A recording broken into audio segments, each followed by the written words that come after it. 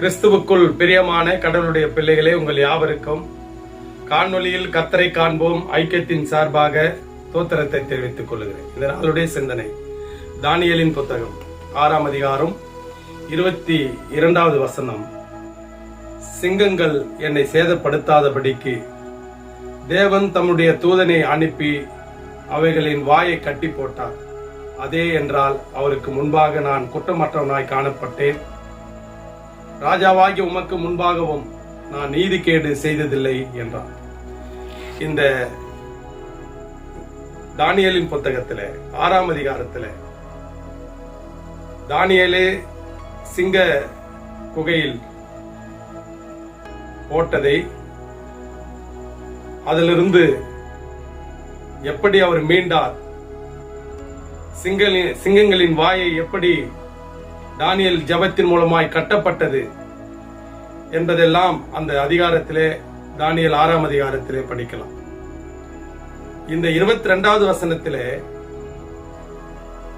இரவு முழுவதும் தூக்கம் இல்லாமல் இருந்த அந்த ராஜா காலையில் ஓடி வந்து தானியேலுக்கு என்ன நேர்ந்திருக்கும், என்ன கொடுமை நடந்திருக்கும், சிங்கம் அடித்து சாப்பிட்டு இருக்கும் என்று அங்கலாய்த்து இரவு தூக்கம் இல்லாமல் ஓடி வந்த அந்த ராஜா தானியேல் பேசுகிறதை இந்த வசனம் குறிப்பிடுகிறது.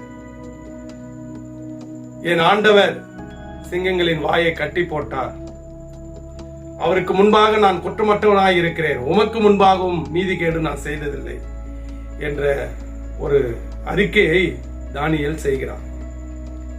இது இந்த வசனத்திலே நாம் பெற்றுக்கொள்ளுகிற சிந்தனை என்ன அப்படின்னா, விசுவாசத்தை எப்பேற்பட்ட ஆபத்துக்கள் நம்மை நெருங்கி இருந்தாலும் ஆண்டவர் அதனுடைய கூறுகளை உடைப்பார். நமக்கு விரோதமாக எழும்புகிற ஆயுதங்கள் மடங்கடிக்கப்படும். வார்த்தைகளால் தாக்கப்படுகின்ற மனிதர்களும் காயப்படுத்துகிற மனிதர்களும் உண்டு. அவர்களுடைய வாயை கட்டி போடுவார்.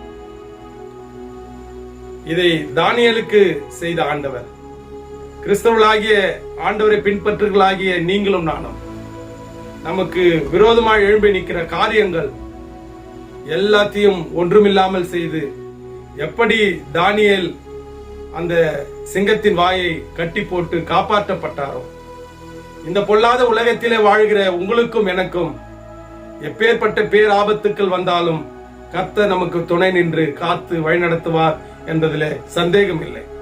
ஆனால் இப்படிப்பட்ட விசுவாசத்தை நாம் காத்துக் கொள்வோம். விசுவாசமான ஜெபத்தை பற்றி கொள்வோம்.